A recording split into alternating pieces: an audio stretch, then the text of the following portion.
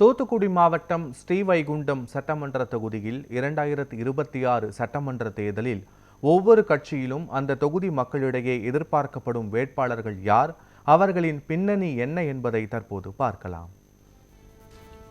அதிமுகவில் சண்முகநாதன் முன்னாள் அமைச்சர் 3 சட்டமன்ற தேர்தல்களில் வெற்றி பெற்று எம்எல்ஏவாக பணியாற்றியுள்ளார்.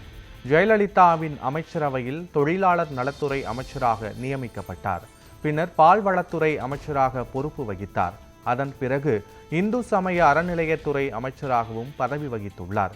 டாக்டர் எஸ் ராஜேஷ்குமார் அதிமுக ஸ்ரீவைகுண்டம் கிழக்கு ஒன்றிய எம்ஜிஆர் இளைஞர் அணி செயலாளர். உமரிக்காடு முன்னாள் பஞ்சாயத்து தலைவர், தூத்துக்குடி மாவட்ட அனைத்து ஊராட்சி மன்ற தலைவர்கள் கூட்டமைப்பு மாவட்ட தலைவர். இவர்களில் ஒருவர் போட்டியிடலாம் என அதிமுக வட்டாரத்தில் பேசப்படுகிறது. திமுகவில் பாலமுருகன் சாத்தான்குளம் திமுக தெற்கு ஒன்றிய செயலாளர். எஸ் சொர்ணகுமார் ஸ்ரீவைகுண்டம் சட்டமன்ற தொகுதி திமுக தலைமை கழக பொதுக்குழு உறுப்பினர். முன்னாள் மாவட்ட விவசாய தொழிலாளர் அணி துணை அமைப்பாளர். இருவரில் ஒருவருக்கு வாய்ப்பு கிடைக்கும் என கூறப்படுகிறது. பாஜகவில் சித்ராகந்தன் தூத்துக்குடி தெற்கு மாவட்ட தலைவர், சாத்தான்குளம் ஒன்றிய பள்ளக்குறிச்சி ஊராட்சி மன்ற முன்னாள் தலைவர். சரவணன் தூத்துக்குடி தெற்கு மாவட்ட பிரச்சார பிரிவு துணை தலைவர். தற்போது 2வது முறையாக சாத்தான்குளம் மண்டல தலைவராக இருக்கிறார். இவர்களில் ஒருவர் வேட்பாளராகலாம் என அவர்களின் ஆதரவாளர்கள் கூறுகின்றனர். காங்கிரஸ் கட்சியை பொறுத்தவரை ஊர்வசி அமிர்தராஜ் தற்போது ஸ்ரீவைகுண்டம் சட்டமன்ற உறுப்பினராக உள்ளார். 2021ஆம் ஆண்டு நடந்த சட்டமன்ற தேர்தலில் இந்திய தேசிய காங்கிரஸ் சார்பில் போட்டியிட்டு வெற்றி பெற்றார்.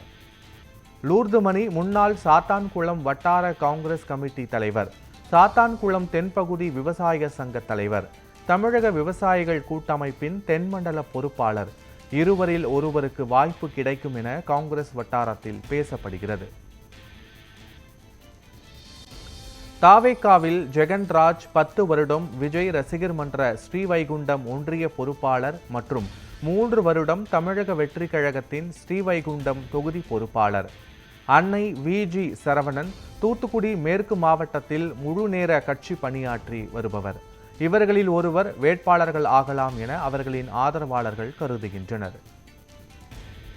நாம் தமிழர் கட்சியில் சண்முக சுந்தரம் வேட்பாளராக போட்டியிடுவார் என தலைமை ஒருங்கிணைப்பாளர் சீமான் ஏற்கனவே அறிவித்துள்ளார்.